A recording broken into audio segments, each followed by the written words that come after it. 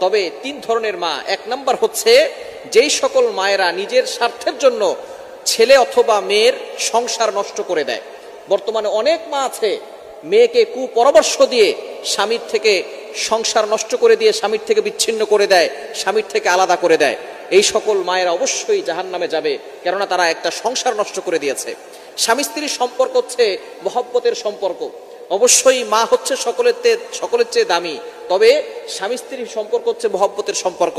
শয়তান এই স্বামী স্ত্রীর সম্পর্ক বিচ্ছিন্ন করতে সবচেয়ে বেশি খুশি হয় যখন স্বামী স্ত্রীর সম্পর্ক বিচ্ছিন্ন হয়ে যায়। অনেক মায়ের কুপরামর্শের কারণে তার মেয়েটা তার স্বামীর থেকে আলাদা হয়ে যায়।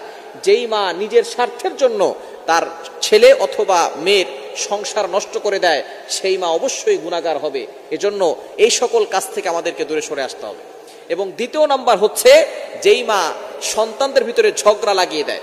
বর্তমান সমাজে কিছু মা আছে, তারা ভাইয়ের কথা বোনের কাছে বলে, বোনের কথা ভাইয়ের কাছে বলে, এরপরে ভাই বোনের ভিতরে তুমুল ঝগড়া লাগিয়ে দেয়। অথচ নবীজি সাল্লাল্লাহু আলাইহি ওয়াসাল্লাম জানিয়ে দিয়েছেন, সিলমান কতাক, তোমার সাথে সম্পর্ক ছিন্ন করেছে, সম্পর্ক জড়িয়ে দাও। কিন্তু কিছু মা এমন আছে যারা নিজের আপন সন্তানদের ভিতরে ঝগড়া লাগিয়ে দেয়।